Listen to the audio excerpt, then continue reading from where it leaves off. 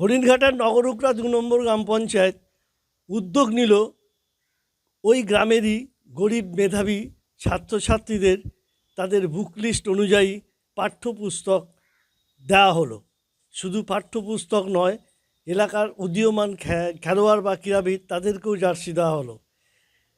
আগামী দিনে এভাবেই আরও বেশি বেশি করে ছাত্রছাত্রী যারা গরিব মেধাবী তাদেরকে এরকমভাবে সাহায্যের হাত বাড়িয়ে দেবে এই পঞ্চায়েত, এমনটাই দাবি করলেন পঞ্চায়েত প্রধান।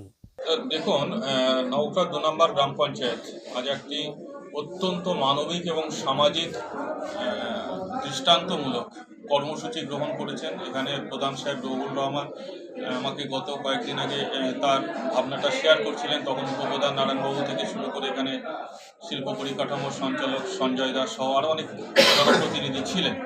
তো প্রধান সাহেব যখন বললেন যে দাদা এরকম একটা কর্মসূচি চাই, বললাম খুব ভালো উদ্যোগ। এখানে আমাদের এই গ্রাম পঞ্চায়েত এলাকার যারা মেধাবী ছাত্রছাত্রী তাদেরকে কিছু পাঠ্যপুস্তক তাদেরকে উপহার, নতুন বছরের উপহার হিসেবে তুলে দেবেন। নতুন বছরে তো অনেক উপহার হয়, কিন্তু ভাবনার উৎকর্ষতাটা এই জায়গাটায় পঞ্চায়েতের বা প্রধান সাহেব সহ তার টিমের, যে আমাদের যাতে মানব সম্পদ সমৃদ্ধ হয়, নতুন প্রজন্ম যাতে আরও বেশি করে এগিয়ে যেতে পারে, তাদের পথ যাতে সুগম হয়, তার জন্য পঞ্চায়েত পাশে থাকে। এবং এটা কি বলতে চাইছি দেখুন, শুধুমাত্র ইটকাট পাথরের মধ্যে আবদ্ধ নয় পঞ্চায়েত, তাদের দৃষ্টিভঙ্গি আরও বেশি সুদূর প্রসারী।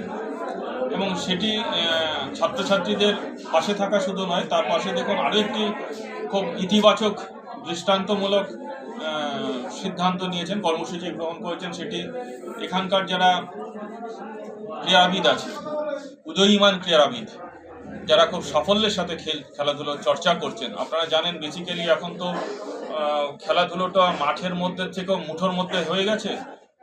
সকলেই অলমোস্ট মোবাইলে আসক্ত। আমরা আমাদের জেনারেশনে চাষাবাদের জমি খুঁজে বার করে সেখানে যখন ফসল উঠে যেত তৈরি করে নিয়ে কিছু মরশুমি খেলা খেলতাম।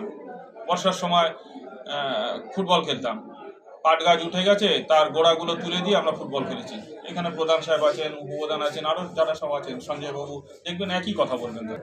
আজ আমাদের এই নওগাঁ 2 নম্বর গ্রাম পঞ্চায়েতের প্রোগ্রাম হচ্ছে আজকে যে আমার এই পঞ্চায়েত এলাকায় যারা মেধাবী ছাত্র ছাত্রী আছে তাদেরকে কিছু বই দেব। যারা মানে সত্যিই যারা অসহায় বা গরিব তাদেরকে আমরা বই দেব, মানে তারা দিয়ে গেছে আমাদেরকে, বুক লিস্ট দিয়ে গেছে, আমরা বই দেবো। এবং যারা আমাদের ক্রীড়াবিদ মানে ভালো খেলা করে, আমাদের 2টো মেয়ে আমাদের এই এলাকার পঞ্চায়েতে তারা ন্যাশনাল ইয়েতে চান্স পেয়েছেন, তাদেরকেও আমি কিছু সরঞ্জাম তুলে দেব। এবং যারা ফুটবলার আছে তাদেরকেও কিছু আমরা তাদের পোশাক তুলে দেব হাতে দিয়ে। আজকে সেই প্রোগ্রামটা আমরা শুরু করব।